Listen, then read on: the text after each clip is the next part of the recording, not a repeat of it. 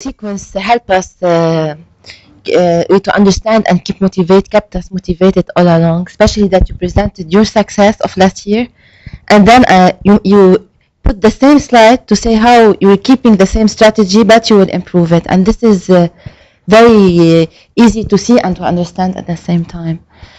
I think she was very confident as well that there will lots of numbers of figures. The example of other companies using the same multinational companies made us confident that this is not a waste of time. You showed very well if we don't have enough budget that this is not very costly at the end of the. So you made your point clear.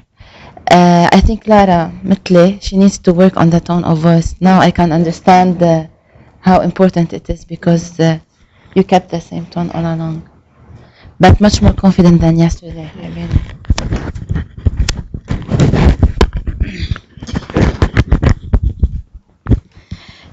I agree with Rania. I found also that I like that she explained the risk if not taking the marketing automation. It was crystal clear for them that they should act now and sign your project. And she was also confident, though she was a bit stressed. But the voice was a bit. And I think also you need to work on the eye contact. You kept on looking at me. I don't know why. But in general, you were very good, and I was very interested in your presentation. And I think you didn't use the flip chart. You should have written numbers, maybe $5 million. Or it might be more appealing for us to see a number. Or thank you. But one thing I would like to add, what I would like to see is when you put the chart, the sales drop from 12 million to 2 million. Put on the same slide the sales crossing with the. How do you keep the same level of sales, or you know what I mean with the? So you can see the difference exactly, the contradiction on the same. So when you see the drop and you see the the increase in sales, the visual will be easy to, the message will be clear.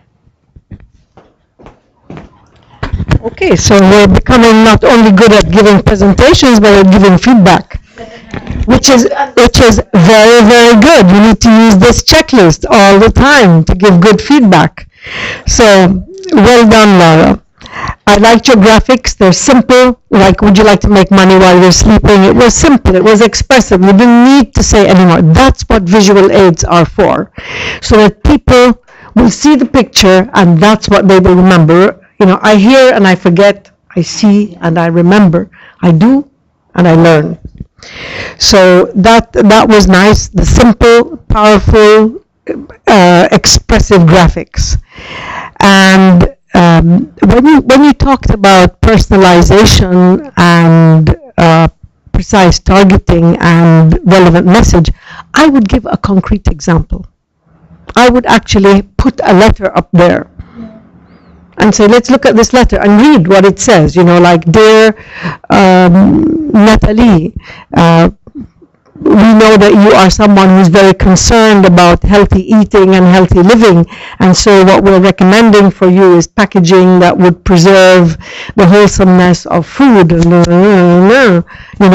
That kind of, let's say she had a clinic and she was a dietitian and wanted packaging for the food she sends to, so something as precise as that.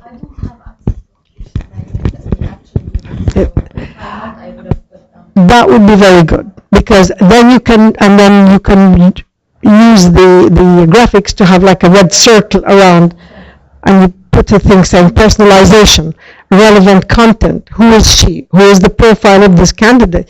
So you would have profile of the customer, and then show the letter that they would receive, and you show precise targeting. That would be extremely convincing. It was good the way you said this is the campaign and this is the result. You connected it. The timing of when you introduced the 12 million result was well done. Now, you also anticipated objections and answered them. See, that's very good in persuasion. Never let people interrupt you when you're doing a persuasive presentation. Some people will try to heckle you and ask questions in the middle of your presentation. You have to cut them. You need to say, we're going to come to that. I would appreciate if you allow me to cover the topic and then ask me questions. Please write down any concerns you have. Because that's the way people can sabotage your presentation. You know, if you have somebody who's opposing what you're saying, that's the way they mess you up. That's right. And you see how important the structure is for people to follow the logic. Structure is key, but it's invisible. And it keeps people motivated to listen. So don't let them interrupt you by asking questions. I'm coming to that. I would appreciate when I finish the presentation, I will allow questions at the end. We should mention this at the Yes. presentation. Yes, it helps to prevent having to tell them shut up in the middle. Okay? Tell them. Okay? So that's necessary. Now, your titles and your content are the same color. You had a white background, blue title, blue content. I would say the title is a different color. You might use a darker shade of blue if you want to use only blue, and then the content could be a different shade, but have a contrast between the title and the content. Now, I'm glad you all noticed and mentioned the importance of showing the negative side. What if you don't? And that is really more persuasive than the positives. That's human nature. We want to avoid pain more strongly than we want to approach pleasure. So by saying, so what are the consequences if we don't do it? You did a little of that as well. But you can see how valuable it is. It's powerful. You can do the same. What if we don't? What are the consequences? What will you lose? What will you suffer? You will have the lowest bonus. You will not get what you want. Doctors will keep you waiting for an hour outside of their door like a dog, like a beggar, because you have no relationship with them. Don't be afraid to say things which may cause pain, because that's what persuades. Okay? So you kept in mind what's in it for them, that you were talking to marketing managers, so you were conscious of the audience and what mattered to them, and so you did well with that. And offering social proof, which again Natalie and Rania mentioned, by showing who uses this system, it's compelling. It's called social proof. It's not technical proof, it's a fact, but it's social proof, and that's why they have people like Haifa Wahbi advertising jewelry. What the heck does she know about jewelry? She probably wouldn't be able to tell a fake diamond from a real diamond. But the fact that Haifa Wahbi is wearing this brand, or that, I don't know, the guy in the what's his name, تبع football. Yeah. What do they know? I mean, are they experts in nutrition? No. But the fact that they are using it gives people the credibility. That's why we call it social proof. It has nothing to do with real. Okay, one thing I would like you all to, except for Natalie, is to have more passion in what you're saying, the belief, the passion, and that will come when you are totally confident of the content. The flow is there. You need to speak with that energy and conviction. When that's there, it impacts your voice, and that's how you will get more variation. So by doing something like, so what was the result of all this? It was $12 million, ladies and gentlemen. See how I changed my voice? That's why I'm excited about the next step. I believe we can do more. I believe, in fact, we can double it.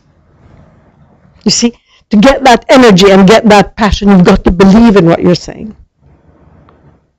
And that, what's happening in here and in here impacts the voice. So that level of passion, not too much. Remember, you're talking to the board of directors. Remember, you're talking to other. If it's too much, it will lower your credibility. If it's just right, say, that's why I am convinced. And that's why it's really important to me to convey that message to you, because I believe it's an opportunity we must seize. See what I did? I didn't change the tone of my voice, but I said, I believe it's an opportunity we must seize. So by stressing words, you create variety without having to be too much of an actor. All right, well done. Okay, give yourselves a round.